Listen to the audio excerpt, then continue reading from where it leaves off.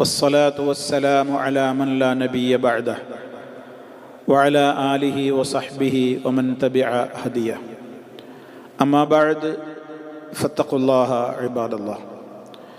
സ്നേഹമുള്ള സത്യവിശ്വാസികളെ, സഹോദരി സഹോദരന്മാരെ, കർമ്മശാസ്ത്രപരമായി സാധാരണ ആളുകൾ ചോദിക്കാറുള്ള ഒരു ചോദ്യത്തിൻ്റെ നിവാരണമാണ് ഇന്ന് നിങ്ങളുടെ മുമ്പിൽ അവതരിപ്പിക്കുന്നത്. അതായത് വിശുദ്ധ ഖുർആൻ പാരായണം ചെയ്യുന്ന വേളയിൽ ധാരാളം ആളുകൾ, പ്രത്യേകിച്ച് സ്ത്രീകൾ ചോദിക്കാറുള്ള ഒരു ചോദ്യമാണ്. നമ്മളൊക്കെ നമ്മുടെ വീടുകളിൽ നിന്നൊക്കെ ഖുർആൻ ഓതുമ്പോൾ, ഇപ്പോൾ നമസ്കാരമൊക്കെ കഴിഞ്ഞിട്ടൊക്കെ ഖുർആൻ പാരായണം ചെയ്യുമ്പോൾ നമസ്കരിച്ച ആ വേഷത്തിലും അതുപോലെ തന്നെ ആ നമസ്കാര കുപ്പായത്തിൽ അത് ഊരിവെക്കാതെയൊക്കെ ഇരുന്നു കൊണ്ടായിരിക്കും ഖുർആൻ ഓതുക. എന്നാൽ അല്ലാത്ത നിരവധി സന്ദർഭങ്ങളിൽ നമ്മൾ ഖുർആൻ പാരായണം ചെയ്യുമല്ലോ. അപ്പം മനഃപ്പാടമുള്ളതോതും, നോക്കിയിട്ടൊക്കെ ഓതും, അടുക്കളയിലാകുമ്പോൾ, അതുപോലെ തന്നെ മറ്റു അവസരങ്ങളിലൊക്കെ. അപ്പോഴൊന്നും ആ ഒരു ഹിജാബ് നിസ്കാരത്തിൽ ധരിച്ചിട്ടുള്ള ആ വിധത്തിലുള്ള ഒരു വേഷവിധാനത്തിലായിരിക്കില്ല. തലയിൽ തട്ടമുണ്ടാവില്ല, അവനവൻ്റെ വീട്ടിലാണല്ലോ, തട്ടമുണ്ടാവുകയില്ല. അതുപോലെ തന്നെ ഹാഫ് കൈ മാക്സിയോ അതല്ലെങ്കിൽ മറ്റു ഡ്രസ്സുകളൊക്കെ ആയിരിക്കും. അതുപോലെ ആ വിധത്തിലൊക്കെ പിന്നെ ഒരു ഔറത്ത് നിസ്കാരത്തിൽ പാലിക്കുന്ന ഒരു കണിശതയൊന്നും പാലിക്കാത്തൊരു വീട്ടിൽ സാധാരണ നടക്കുന്ന അവനവൻ്റെ വീട്ടിൻ്റെ അകത്ത് കൈകാര്യം ചെയ്യുന്ന ഡ്രസ്സുകൾ, അത് പല ഡ്രസ്സുകളാവാം, പല വിധത്തിലുള്ള ഡ്രസ്സുകളാവാം. അങ്ങനെയൊക്കെ ആകുമ്പോൾ നമ്മൾ അങ്ങനെ ആ ഒരു വേളയിൽ ഖുർആൻ പാരായണം ചെയ്യാൻ പറ്റുമോ? അതോ നമ്മൾ തലയൊക്കെ മറച്ച്, മുടിയൊന്നും കാണാതെ തലമറച്ചിരുന്ന് ഹിജാബ് പാലിച്ചുകൊണ്ടാണോ ഖുർആൻ പാരായണം ചെയ്യേണ്ടത് എന്നുള്ളതാണ് സാധാരണയായി ചോദിക്കപ്പെടാറുള്ളത്. ഈ വിഷയത്തിൽ പണ്ഡിതന്മാരോട് ചോദിക്കപ്പെട്ടിട്ടുണ്ട്, പണ്ട് കാലത്ത് തന്നെ ചോദിക്കപ്പെട്ടിട്ടുണ്ട്. അവരെല്ലാവരും പറഞ്ഞിട്ടുള്ള ഒരു കാര്യം, ഒരിക്കലും വിശുദ്ധ ഖുർആൻ പാരായണം ചെയ്യുന്നതിന് ഔറത്ത് മറക്കുക എന്നുള്ളത് ഒരു നിബന്ധനയല്ല, അതൊരു ഷർത്തല്ല. എന്നാൽ നമസ്കാരത്തിൻ്റെ ഒരു ഷർത്താണല്ലോ. ഔറത്ത് വെളിവായിക്കൊണ്ട് ഒരാൾ നിസ്കരിക്കാൻ പാടില്ല, അവൻ്റെ നിസ്കാരം ശരിയാവുകയില്ല, സഹിഹാവുകയില്ല, ബാത്തിലാണ്. എന്നാൽ ഖുർആൻ പാരായണത്തെ സംബന്ധിച്ചിടത്തോളം അതിൻ്റെ അദബുകളിൽ ഒരു അദബാണത്, പാലിച്ചാൽ നല്ലത് എന്ന് പറയപ്പെടാവുന്ന കുറേ അദബുകളുണ്ട് ഖുർആൻ പാരായണം ചെയ്യുമ്പോൾ. പൗതുവോടെ ഖിബിലക്ക് തിരിഞ്ഞിരുന്ന് ഉള്ളതിൽ വെച്ച് നല്ല വൃത്തിയും ഒക്കെയുള്ള നല്ല വസ്ത്രം ധരിച്ച് സുഗന്ധം ഉപയോഗിച്ച് ഖുർആൻ പാരായണത്തിന് മുമ്പ് പല്ലൊക്കെ തേച്ച് വൃത്തിയാക്കി റബ്ബിൻ്റെ കലാമ് പാരായണം ചെയ്യല്ലേ. അപ്പോൾ ആ അർത്ഥത്തിലൊക്കെയുള്ള മര്യാദകളൊക്കെ പാലിച്ചുകൊണ്ട് വളരെ അടക്കത്തോടെ ഒതുക്കത്തോടെയൊക്കെ പാരായണം ചെയ്യുക, അതൊക്കെ അതിൻ്റെ ആദാബുകളാണ്. ആ ആദാബുകൾ പാലിക്കുന്നുവെങ്കിൽ നല്ലത് തന്നെ.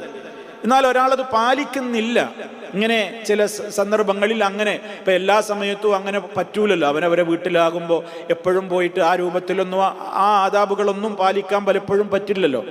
അവനവന് സമയവും സൗകര്യമൊക്കെ കിട്ടുമ്പോൾ ചിലപ്പോൾ അങ്ങനെ ബൈഹാട്ടുള്ളത് ഓതും. അതുപോലെ ഇരുന്ന് വീട്ടിൽ എപ്പോഴാണ് സൗകര്യം കിട്ടുന്നതെങ്കിൽ ഇരുന്ന് ഓതും. അപ്പോൾ വസ്ത്രത്തിൻ്റെ കാര്യത്തിലൊക്കെ, പ്രത്യേകിച്ച് സ്ത്രീകൾ, അവർക്കാണല്ലോ ഇത് കൂടുതലും ഉണ്ടാവുക. പുരുഷന്മാർക്കും സംഭവിക്കാം, ചിലപ്പോൾ അവർ ഷോർട്ട് മാത്രം ധരിച്ചിരിക്കുന്ന അവസ്ഥ ഉണ്ടാവും. അവരുടെ ഔറത്ത് എന്ന് പറയുന്നത് മുട്ടുപൊക്കളിൻ്റെ ഇടയ്ക്കുള്ള ഭാഗം ആണല്ലോ. അതും ചിലപ്പോൾ കാൽമുട്ടിൻ്റെ മീതെ കയറി നിൽക്കുന്ന ഷോർട്സുകളൊക്കെ ധരിച്ചിട്ടൊക്കെ മാത്രം വീട്ടിലൊക്കെ നടക്കും. അപ്പോൾ അത്തരം ഘട്ടങ്ങളിലൊക്കെ നമുക്ക് അങ്ങനെ ഖുർആൻ ഓതുന്നതിനൊക്കെ വിരോധമുണ്ടോ? ഇങ്ങനെയുള്ള കാര്യങ്ങളൊക്കെ പലപ്പോഴും ആളുകൾക്ക് സംശയമുണ്ടാകാറുണ്ട്. അതേപോലെ തന്നെ ചിലപ്പോൾ കിടന്നിട്ട് ഖുർആൻ ഓതാൻ പാടില്ല, നീ എന്താ കിടന്ന് ഖുർആൻ ഓതുന്നത്, അങ്ങനെ ചാരിയിരുന്ന് ഖുർആൻ ഓതുക, അങ്ങനെയൊക്കെ പറ്റുമോ? അതോ ഇരുന്ന് തന്നെ മാത്രമേ ഖുർആൻ ഓതാൻ പറ്റുള്ളൂ? ഇങ്ങനെയൊക്കെയുള്ള സംശയങ്ങളുണ്ട്. വിശുദ്ധ ഖുർആൻ പാരായണത്തെ സംബന്ധിച്ചിടത്തോളം നിന്നും ഇരുന്നും കിടന്നും നടന്നും ഒക്കെ പാരായണം ചെയ്യാം. ഖുർആൻ പറഞ്ഞതെന്താണ്? അല്ലദീന യദ്കുറൂനല്ലാഹ ഖിയാമൻ വഖുഊദൻ വഅലാ ജുനൂബിഹിം. അവർ നിന്നുകൊണ്ടും ഇരുന്നുകൊണ്ടും കിടന്നുകൊണ്ടുമൊക്കെ അള്ളാഹുവിനെ ഓർക്കുന്നവരാണ്. അള്ളാഹുവിനെ കുറിച്ചുള്ള ദിക്റുകളിൽ ഏറ്റവും ആഴമായ ദിക്റാണ് ഖുർആൻ. അപ്പം അതുകൊണ്ട് തന്നെ അതിന് ഔറത്ത് മറക്കൽ ഒരു നിബന്ധനയല്ല.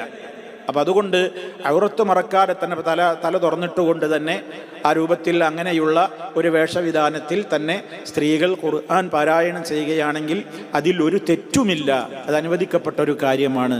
അപ്പം അതുകൊണ്ട് തന്നെ കാര്യങ്ങളിലൊക്കെ വളരെ എളുപ്പമാണ്. പലപ്പോഴും ആളുകൾ ഇതൊക്കെ ഇപ്പോൾ വളരെ പ്രയാസമല്ലേ എന്ന് വിചാരിച്ച് അവസരം കിട്ടുമ്പോഴൊക്കെ ഖുർആനിൻ്റെ പാരായണത്തിൽ നിന്ന് മടിച്ചു നിൽക്കേണ്ടതില്ല. നമുക്കിത്തരം അവസരങ്ങളൊക്കെ കിട്ടുമ്പോൾ നമുക്കതൊക്കെ ഉപയോഗപ്പെടുത്തി ആ ഭക്തിയോടുകൂടെ നമുക്കത് പാരായണം ചെയ്യാം. എന്നാൽ ഇതിൻ്റെ ഈ നേരത്തെ പറഞ്ഞ അദബുകളൊക്കെ പാലിച്ചുകൊണ്ട് നമുക്ക് എത്രത്തോളം ഏതൊക്കെ സമയങ്ങളിൽ ലഭ്യമാകുന്നുണ്ടോ ആ സമയങ്ങളിലൊക്കെ അങ്ങനെയും ചെയ്യുക. അതിൽ നിന്ന് നമുക്ക് കൂടുതൽ ആ ഖുർആനിനോടുള്ള ഒരു അദബ് പാലിച്ചു എന്ന് നമുക്ക് കാണുവാൻ സാധിക്കും. എന്നാൽ അതൊരു നിബന്ധനയല്ല, അത് ചെയ്തിട്ടില്ലെങ്കിൽ തെറ്റാണ്, അല്ലെങ്കിൽ അതൊരു ഷർത്ത് കൈവിട്ടു പോകുന്ന കാര്യമാണ്, നിർബന്ധമായൊരു കാര്യം ഉപേക്ഷ വരുത്തിയതാണ് എന്നൊന്നും അതിൽ നമ്മൾ ധരിക്കേണ്ടതില്ല. ഇതാണ് ആ വിഷയത്തിൽ നമ്മൾ മനസ്സിലാക്കിയിരിക്കേണ്ടത്.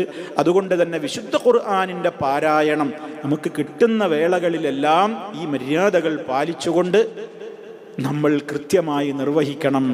അത് കഴിയുന്നത്ര മനഃപ്പാഠമാക്കുവാൻ എല്ലാവരും പരിശ്രമിക്കണം. അർത്ഥം പഠിക്കാനും ആശയം പഠിക്കാനുമൊക്കെ നമ്മുടെ കുടുംബത്തിൽ തന്നെ അതിനുള്ളൊരു പ്രോത്സാഹനങ്ങളും കാര്യങ്ങളുമൊക്കെ എല്ലാവരും ആ കാര്യത്തിൽ ശ്രദ്ധയുണ്ടാകണം. അതുകൊണ്ട് നമ്മുടെ മനസ്സിലും കുടുംബാംഗങ്ങളുടെ മനസ്സിലും നമ്മുടെ ഭവനത്തിലുമൊക്കെ ഐശ്വര്യവും ബറക്കത്തും ഉണ്ടാകുമെന്ന കാര്യത്തിൽ യാതൊരു സംശയവുമില്ല. പൈശാചികമായ ഒട്ടേറെ കാര്യങ്ങളിൽ നിന്ന് നമുക്ക് സുരക്ഷയും ഉണ്ടാകും അതിലൂടെ. ഇതൊക്കെ നമ്മൾ ഗ്രഹിക്കുക, ഖുർആനിനോടുള്ള ബന്ധം കൂടുതൽ കൂടുതൽ അധികരിപ്പിക്കുക. റഹ്മാനായ റബ്ബ് അവൻ്റെ കലാമിനെ ആദരിക്കുന്ന, അവൻ്റെ കലാമിനോട് നീതി പുലർത്തുന്ന സജ്ജനങ്ങളിൽ നമ്മെ ഓരോരുത്തരെയും ഉൾപ്പെടുത്തി അനുഗ്രഹിക്കുകയും അവൻ്റെ പ്രത്യേകമായ കാരുണ്യത്തിന് അർഹതപ്പെട്ടവരിൽ ഉൾപ്പെടുത്തുകയും സ്വർഗലോകത്തിലേക്ക് ഇടം നൽകപ്പെടുന്ന ഭാഗ്യവാന്മാരിൽ ചേർക്കുകയും ചെയ്തുകൊണ്ട് നമ്മെ ഏവരെയും അനുഗ്രഹിക്കുമാറാകട്ടെ. റബ്ബന തഖബ്ബൽ മിന്നാ ഇന്നക അൻതസ് സമീഉൽ അലീം. اللهم صل على محمد وعلى آل محمد والحمد لله رب العالمين والسلام عليكم ورحمة الله وبركاته.